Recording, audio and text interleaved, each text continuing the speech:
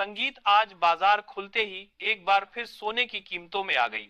बड़ी गिरावट सोने और चांदी के गहने बनवाने वालों के लिए बड़ी खुशखबरी जान लेते हैं। भारतीय सर्राफा बाजार के अनुसार आज के सोने और चांदी की ताजा भाव क्या है। दोस्तों, जैसे कि आपको पता है, पिछले 2 हफ्तों से सोने और चांदी की कीमतों में बड़ी गिरावट देखने को मिल रही है। चांदी पिछले 15 दिनों में 40 शून्य प्रति किलोग्राम से ज्यादा सस्ती हो चुकी है और शून्य से ज्यादा सस्ता हो चुका है। और दीपावली के बाद लगातार सोने और चांदी की कीमतों में बड़ी गिरावट जारी है। ऐसे में अगर आप भी शादी विवाह के लिए सोने या चांदी के आभूषण बनवाने की सोच रहे हैं तो इस वीडियो को अंत तक जरूर देखें आज की इस रिपोर्ट में, और साथ ही आपको बताएंगे आखिर इस गिरावट की असली वजह क्या है, एक्सपर्ट्स की राय क्या है। जिनके घर में शादी विवाह जैसे शुभ काम है उनके लिए चांदी के गहने बनवाने का सही समय कब है, पिछले 1 हफ्ते से सोने में लगातार गिरावट क्यों आ रही है, और आज 18 कैरेट, 22 कैरेट और 24 कैरेट के हिसाब से सोने के ताजा भाव क्या चल रहे हैं। इससे पहले स्वागत है दोस्तों आप सभी का एक बार फिर से आपके भरोसेमंद YouTube channel gold update India की इस वीडियो में। साथ ही बताएंगे आज 1 किलो चांदी और 1 तोला सोने का भाव कितना है।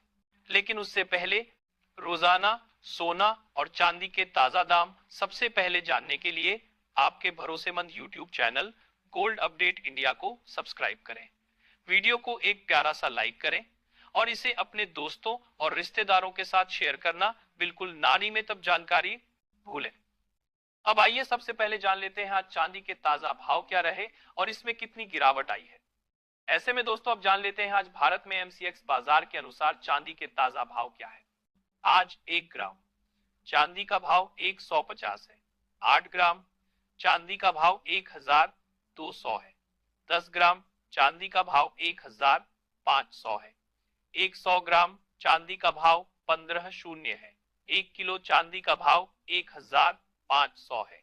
आज एक बार फिर चांदी की कीमतों में मामूली गिरावट देखने को मिली है, लेकिन पिछले 15 दिनों में चांदी 400 प्रति किलोग्राम सस्ती हुई है। तो चलिए जानते हैं आने वाले दिनों में सोना सस्ता होगा या महंगा। पिछले कुछ दिनों से बाजार में कई खबरें आई हैं। कहीं चीन के गोल्ड टैक्स में बदलाव की बात हो रही है तो कहीं भारत की इंपोर्ट ड्यूटी में छोटे मोटे बदलाव। तो चलिए जानते हैं इन सब का असर गोल्ड के दाम पर क्या पड़ेगा। तो आपको बता दें अमेरिका और वेनेजुएला के बीच एक बार फिर से तनाव बन गया है, और यदि यह तनाव बढ़ता है तो सोने और चांदी की कीमतों में बड़ा बदलाव देखने को मिल सकता है। हाल ही में चीन ने गोल्ड खरीद पर दी जा रही 13% टैक्स छूट खत्म कर दी है। पहले वहां लोग इस छूट का फायदा उठाकर सस्ता सोना खरीदते थे और फिर बाहर बेच देते थे। अब यह छूट खत्म होने से चीन में सोना महंगा हो सकता है। इसका असर यह होगा कि ग्लोबल मार्केट में गोल्ड की मांग थोड़ी कम हो सकती है, क्योंकि चीन दुनिया का सबसे बड़ा गोल्ड खरीदार है। अगर मांग घटती है तो दाम थोड़े नीचे आ सकते हैं। भारत सरकार हर 15 दिन में कस्टम वैल्यू बदलती है। इस बार बहुत मामूली होता है और रिटेल कीमतों पर लगभग कोई फर्क नहीं पड़ता। इसलिए ज्वेलर्स या आम ग्राहकों को घबराने की जरूरत नहीं। अगले हफ्ते कई बड़े इकोनॉमिक इवेंट्स होने वाले हैं, जैसे कि अमेरिका का ISM manufacturing data, federal reserve के स्पीचेस और बैंक ऑफ इंग्लैंड का ब्याज दर का फैसला। अगर इन रिपोर्ट्स में संकेत मिलते हैं कि महंगाई घट रही है और ब्याज दरें नहीं बढ़ेगी तो गोल्ड में तेजी देखने को मिल सकती है। लेकिन और बैंक ऑफ इंग्लैंड का ब्याज दर का फैसला। अगर इन रिपोर्ट्स में संकेत मिलते हैं कि महंगाई घट रही है और ब्याज दरें नहीं बढ़ेगी तो गोल्ड में तेजी देखने को मिल सकती है। लेकिन अगर फेड फिर से सख्त रुख अपनाता है तो गोल्ड पर दबाव बन सकता है और थोड़ी गिरावट संभव है। चीन में टैक्स बदलाव से थोड़ी अस्थिरता आ सकती है।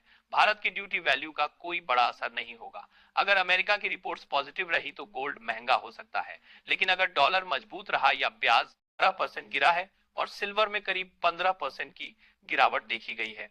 लेकिन ध्यान रहे यह गिरावट टेम्परेरी करेक्शन है, क्योंकि लॉन्ग टर्म में ट्रेंड अब भी बुलिश बना हुआ है। ट्रंप और जिनपिंग की मुलाकात करीब 1-2 घंटे चली और इसका नतीजा थोड़ा पॉजिटिव रहा। कुछ टैरिफ घटाए गए, ट्रेड रिलेशन पर नरमी आई, मार्केट में थोड़ी सकारात्मकता लौटी। इससे गोल्ड में कुछ प्रॉफिट बुकिंग जरूर आई, लेकिन साथ ही अनिश्चितता पूरी तरह खत्म नहीं हुई।